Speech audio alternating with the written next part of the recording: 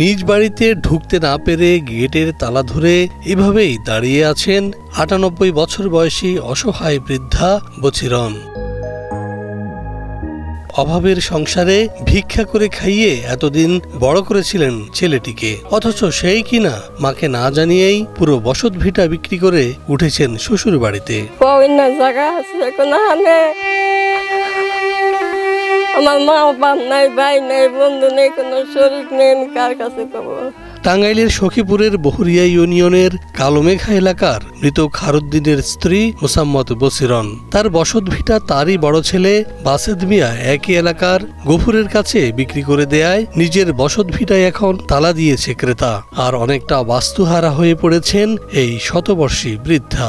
আমি পরিষদে গেছি 7 বার, পরিষদে যারা দেয় না প্রায় 6 মাস আগে রাতের আঁধারে নিজের বসত ভিটা বিক্রির আয়োজন চলছে শুনে বাধা দিতে গেলে মারধরের শিকার হন বছিরন। তাকে বাড়ি থেকে টেনে হিঁচড়ে বের করে দেওয়ার অভিযোগ বাড়ির ক্রেতা সিএনজি চালক গফুরের বিরুদ্ধে। জমিটা পোলায় রাত্রে ওই গফুরের ট্রেন বেঁচেছে গেছে গা, তারপরে বাধা দিয়েছিলেন বলে দাহাইয়া বেরিয়ে বলে ফালাই দিলাম। আমার বাসুরে রাত কেরা যায়, রাত 10টার সময় পলায় যায়, সিলিম চেয়ারম্যানের অফিসে যায় বিক্রি করছে। এলাকায় দীর্ঘদিন যাবৎ নানা রকমের ঝামেলা সৃষ্টি করার অভিযোগ সিএনজি চালক গফুরের বিরুদ্ধে। একজন সামান্য সিএনজি চালক হয়ে নিজ গ্রামে কি করে 4টি বাড়ি করেন এ বিষয়ে প্রশ্ন জনমনে। তার আয়ের উৎস নিয়ে সন্দেহ প্রকাশ করেছেন অনেকে। এদিকে ডিবিসির ক্যামেরা দেখে দ্রুত সটকে পড়েন অভিযুক্ত বাসেদ মিয়া।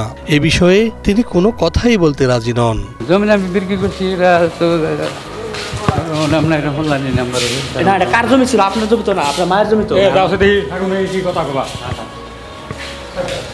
অন্যদিকে বাড়ির ক্রেতা গফুর বলছেন 10 লাখ টাকার বিনিময়ে ভূমিসহ 24% জমি কিনেছেন তিনি। তবে মারধর ও হুমকি দেওয়ার বিষয়টি অস্বীকার করেছেন গফুর।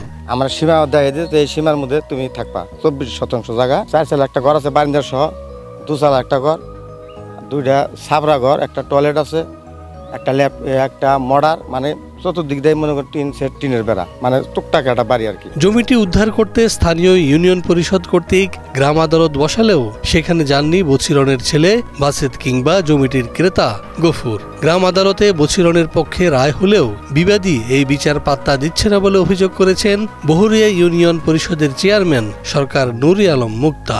জায়গাটা বিক্রি করে টাকা নিয়ে চলে গেছে, ওর মায়ের ভরণ পোষণ করে না। মহিলা ব্যাপারে আমরা একাধিকবার প্রায় 4 বার নোটিশ করছি। একবার উপস্থিত ছিল, পরবর্তীতে কোনো উপস্থিত করতে পারি নাই, আসে নাই। সে অন্যত্র দেয় বাড়ি বানাইছে। সে না আসার পরে আমরা একটা প্রতিবেদন দিয়ে দিছি। মহিলার দাবি সত্য এবং নিগার। এসব বিষয়ে বিভিন্ন জায়গায় অভিযোগ করেও বাড়ি উদ্ধার করতে পারেননি বছিরন। নিজের বসতি ফেরত এবং অভিযুক্তদের বিচারের দাবি তার। আমার সরকার যা করে তাই নিয়মের হলে আমার অসুবিধা নেই। এদিকে বিষয়টি তদন্ত করে প্রয়োজনীয় ব্যবস্থা নেওয়ার আশ্বাস দিয়েছেন সখীপুর উপজেলা নির্বাহী কর্মকর্তা মোহাম্মদ হোসেন পাটোয়ারি। আমরা এই ধরনের একটা বিষয় ইতিমধ্যে জানতে পেরেছি, আমাদের দৃষ্টিগোচর হয়েছে। তো আমরা এই বিষয়ে তদন্ত সাপেক্ষে পরবর্তী ব্যবস্থা গ্রহণ করব। এমন ঘটনায় অভিযুক্তদের দৃষ্টান্তমূলক শাস্তি দাবি করেছেন স্থানীয়রা।